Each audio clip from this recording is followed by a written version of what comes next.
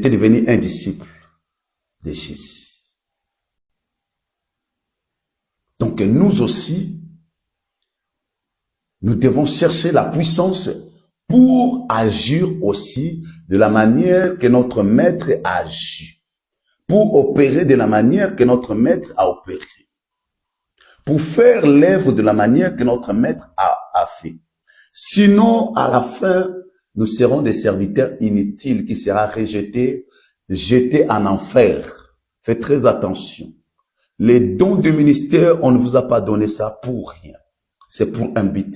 Voilà pourquoi Dieu m'envoie de vous parler de l'importance.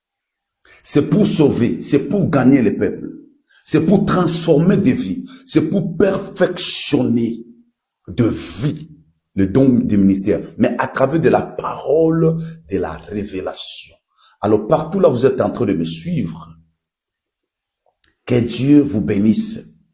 Et que Dieu vous accorde cette capacité que Jésus avait et que les disciples avaient, les apôtres avaient, de transformer. Pierre a transformé la vie de plusieurs personnes par son enseignement.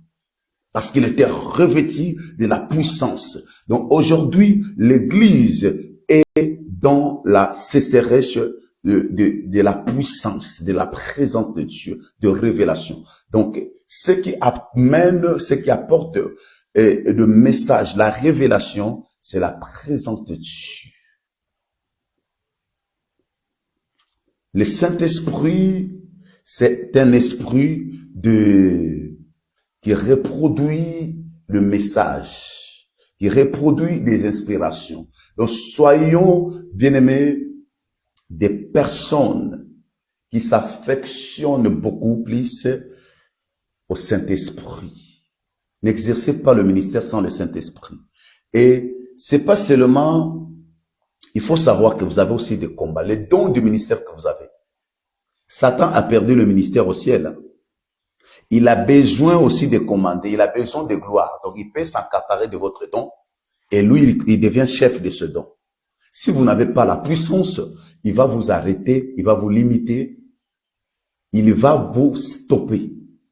Donc, vous avez besoin de la puissance pour rabaisser des montagnes qui pourront vous s'élever. Car les montagnes s'élèvent pour un but, pour vous détruire, pour vous arrêter.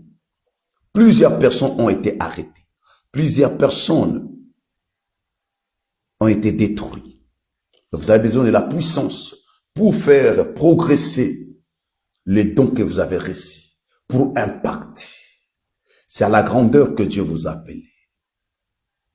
L'homme de Dieu, prophète, cher évangéliste, cher docteur, cher pasteur, cher apôtre, cherchons la puissance comme les apôtres ont cherché. Cherchons la puissance comme Jésus l'a cherché pour faire progresser le ministère. Sinon, à la fin, Jésus vous refusera. Je ne vous connais point. Parce que vous n'avez pas accompli la mission que Christ vous a envoyée. Lui-même, il a accompli sa mission. Les disciples aussi ont accompli leur mission. Et nous aussi, Dieu veut que nous puissions accomplir notre mission. Mais pas dans la faiblesse. Avec puissance. Triomphe, fait bien-aimé.